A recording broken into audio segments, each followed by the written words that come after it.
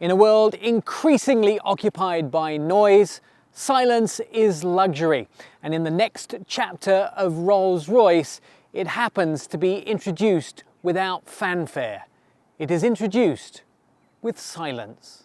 Rolls-Royce are the #1 luxury brand in the world. Last year, they broke all records with the sale of 6,000 Rolls-Royces. This year, they have Spectre, their all-electric Rolls-Royce. The world's #1 luxury brand didn't get there by making mistakes. And Rolls-Royce's very first all-electric vehicle is sure-footed and purposeful.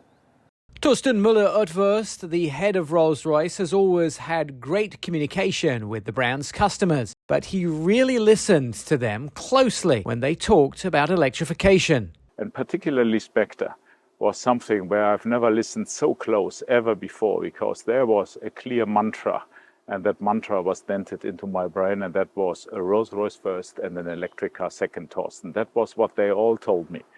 Rolls-Royce are very meticulous about the quality of their materials, of course hand-assembled these cars, and you should be able to flick the air vents and hear the metal pinging quality. You can do that, but they've also made a new indicator sound, which is a mixture between metal and glass, and see if you think that's what you hear. I can hear it. By the end of this decade, Rolls-Royce will sell only battery electric vehicles. Time to test their first Spectre. All right, this is it. This is the telltale moment. Is this a powerful Rolls-Royce? That might have been over 80 miles an hour all of a sudden. I think it might win on that factor. It passes the driving test. It also looks the part.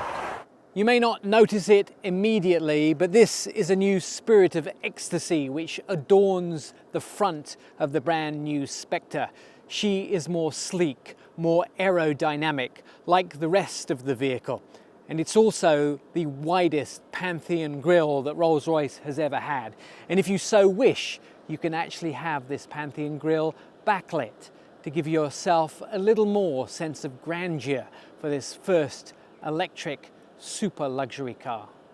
Even though Spectre looks like a Rolls-Royce, it is modern and new. Anders Warming is the world-famous car designer. He designed cars like the BMW Z4. He also designed Spectre. What really propels it forward is that when you see it, you immediately recognize and appreciate a Rolls-Royce. From colour to stitching, meticulous hours were spent on the inside too. For the first time in any Rolls-Royce, there is starlight doors. We've seen starlight headliners before, but now the doors sparkle with somewhat of a brilliant elegance.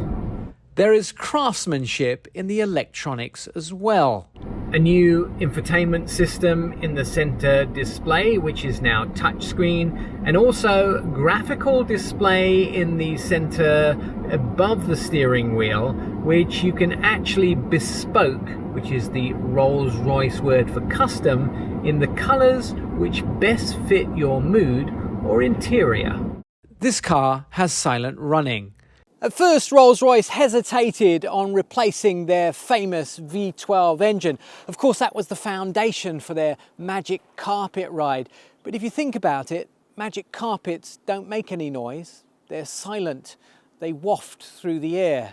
So electrification actually made sense and was the right way to go. Who was Spectre built for?